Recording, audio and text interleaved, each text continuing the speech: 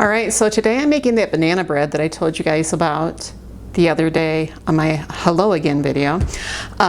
It is phenomenal. Now, in the real context of the word banana bread, I suppose it really is more of a banana cake. You cook it in a 9x13 because of its density. I've done it at times in different pie pans, like I will do when I do a batch and I do a double batch of the original recipe. I'll use 2 or 3 different pie pans just because it's about the right height for me for texture to cook it evenly and not have the outside be overdone while the inside is done, or otherwise, having the inside underdone. My wood stove, of course, is different than the electric stove. In fact, I don't know that I've ever baked this banana bread in an electric stove, so I'm a little nervous about it coming out tough, because this bread is so tender. I mean, it just melts in your mouth. Everybody who ever has it raves about it, and they want the recipe. They don't make regular banana bread again. It's just that good. The original recipe, they recommended serving with whipped cream, and I guess in this day and age it'd be Cool Whip. I totally see why that is. Sorry. So, saw something outside. I am at my sister's house. Really, as far as doing a video on cooking, it's really kind of awkward for me, but I hope you guys enjoy it. I just had the camera down as I did the recipe. If you have any questions, please let me know. I will try to remember. I say I'll put the recipe in right up below, and then I forget. I need somebody to ends up commenting and saying, hey, where's the recipe? So if you try it, let me know how you like it, because this is one of our all-time favorite recipes. Every time the kids know I'm making it, it's like they can't wait for it to cool down. Oh, and there's the other thing. This is one of those recipes, you've got to give it adequate time to cool down. If you try to eat it right away, you will miss 50% of the flavor. Not that it won't be good, but it won't be that mouth-busting flavor that if you give it time to cool down. I usually try to make it so it has to sit overnight. If I make it too early in the day, it never gets there. But if I pull it out at night before I go to bed, then it makes it. So if you're strong enough to make it in the morning and wait till evening to eat it with supper, then you're okay. Okay, so I've doubled my batch. The original recipe is half of everything I put in. Okay, so if you just want like a small 9x9 pan, just cut all this in half, because that's actually what the original recipe was for. But as I always say, I feed a lot of men folk, so we always at least double stuff. So I'm going to cream my butter. And it really needs to be butter. You don't want to substitute this recipe with margarine. I guess if you're vegan, you can absolutely substitute it if need be, but if you eat butter, by all means, you will enjoy the outcome much more with butter. So this recipe calls for 2 cups of sugar. The 2 cups of sugar is divided by 1 is granulated sugar, and 1 in the recipe is for brown sugar. I have made it with just straight granulated, so I'd use 2 cups of granulated, or I've made it the way the recipe has told me. In this instance, I'm going to add 2 tablespoons of molasses because I don't have any brown sugar, and I really want the flavor that comes with the brown sugar in today's recipe. Now, when I've made it with just regular sugar, we love it that way too. In fact, I had to make it that way for about 10 years because brown sugar has molasses, which molasses has sisylates in it. And Zebulon was intolerant to sisylates, so I couldn't use it for the longest time, but now he can handle it. But I use an unsulfured molasses, and I think that it contributes a lot to our liking the molasses in it. Sometimes I'm not always in the mood for that particular flavor, so I'll just tell you, if you're after more of a traditional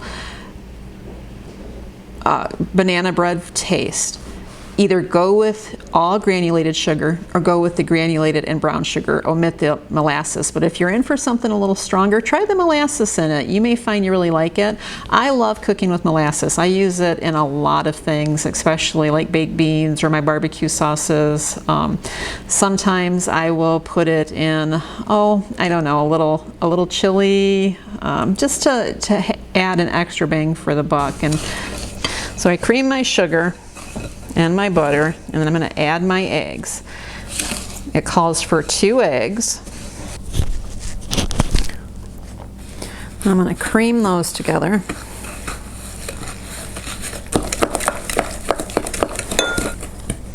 All right, so a little bit of salt. I used sea salt or real salt. A pinch or 2. Remember, we're making a double batch here. And for the double batch, it calls for 2 teaspoons of baking soda. Okay, now here's the fun part. Traditional banana bread, remember I said before this is a banana cake, and the original recipe calls for about a cup of bananas. I will be totally honest with you, I have never made this with a cup of bananas ever. In fact, let me show you what I normally do. I do no measuring, but I will grab all these type of bananas, and of course you want them very ripe, if not turning brown. And I like them slightly chunky. So I use my fingers. It's kind of disgusting. I just squeeze.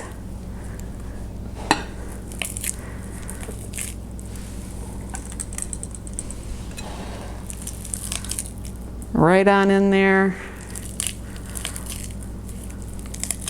I know you think, wow, that's a lot of bananas, but I am telling you, this is what makes this bread so phenomenal.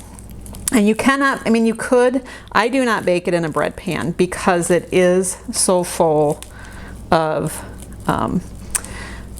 bananas. It's very, very moist. Now, I'm gonna wash my hands and stir this in and see if I want to add the remaining 2 bananas.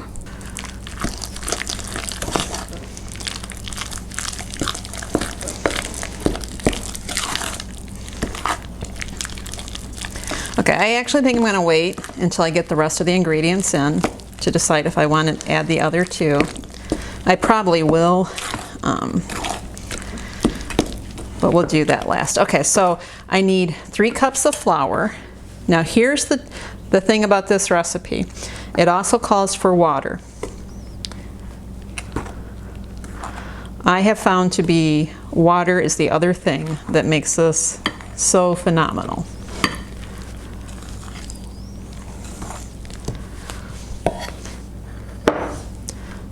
I'll put 2 cups in, and then I'll start adding the water, and then I'll put the remaining flour in.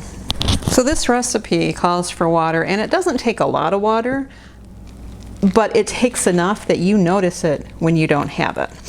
So I have about a half a cup of water, and I'll determine if I want to use the whole amount or half a cup, or half of the half a cup, once I get all the flour in.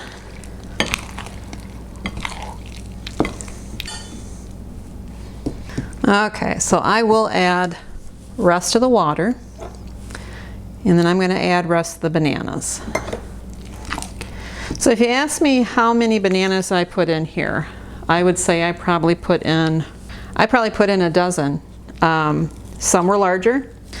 So I know one of the things about Depression era cooking, which is what this recipe came from, is about frugality, and as many bananas as I put in there, it probably would not have been possible back in that time era. However, bananas are one of the cheapest foods of today right now. If you went to the store and bought $10 worth of bananas, organic at that, you would be shocked. In fact, I'll show you when I'm done here. We have bought, in the past 10 days, we've bought 2 rounds of bananas for $10 each round. I freeze them, I use them in smoothies. The guys grab them for a quick bite. And now we're making banana bread in it with them. Okay, so I'm gonna cook this in a 9 by 13. You want to butter it generously. Again, if you make half this batch, if you cut everything in half that I just did, you'll do it in a 9 by 9.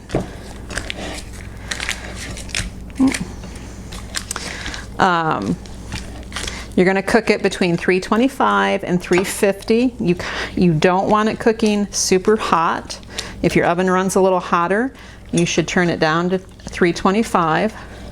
And when the top is a beautiful, beautiful deep brown, you will know after a center check that your cake is done.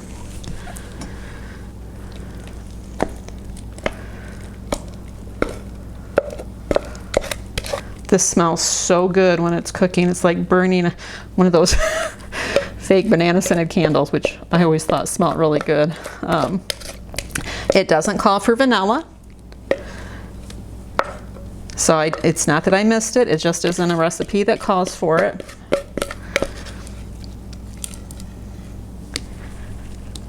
Okay, I'm going to put it in the oven and we'll be back as soon as it's done. All right, so here is the batch of bananas we just bought 2 days ago. And the guys will burn through these, my younger ones especially. We freeze them when we're here at my sister's, and I throw them in smoothies all the time for the guys. Okay, before I forget, because this is kind of important, there's a trick to this bread to checking the doneness. Because of the heavy amount of bananas, when you do the knife test, it is almost guaranteed that your knife is going to come out somewhat moist. So if you're not real careful, if you're not looking at it carefully, you're going to think that that cake is just never done. So because I cook with a totally different type of fuel at home, and so it makes time, the whole thing is just different in a wood stove versus an electric or gas stove. I'm just going to throw it out there and say I'm going to guess about 45 minutes for this cake to be done. So if you're doing it about 350, anything beyond that,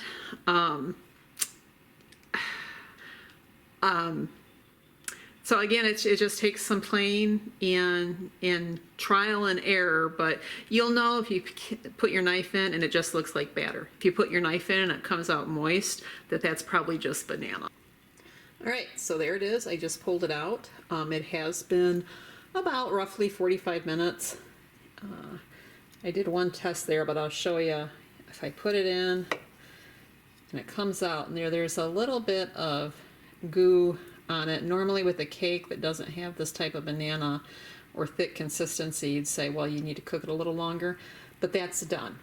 So I'm going to let it cool for a few, and then I'll cut a piece and let you see the texture of it. This is not cooled overnight, but I want to get this so you guys can see the texture. I'll take one near the center so you can see.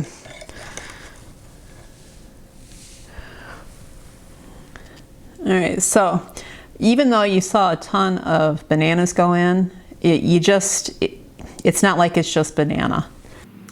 And like with any traditional banana bread, you could add walnuts to it if you wanted. I would probably do, on a batch this size, like a cup of crushed walnuts or whatever nut you like in your bread. All right, so that's it. If you guys give it a try, please leave a comment below and let me know how you like it, or if you've made any adjustments to it and how that's worked out. So until next time, we'll talk soon. God bless.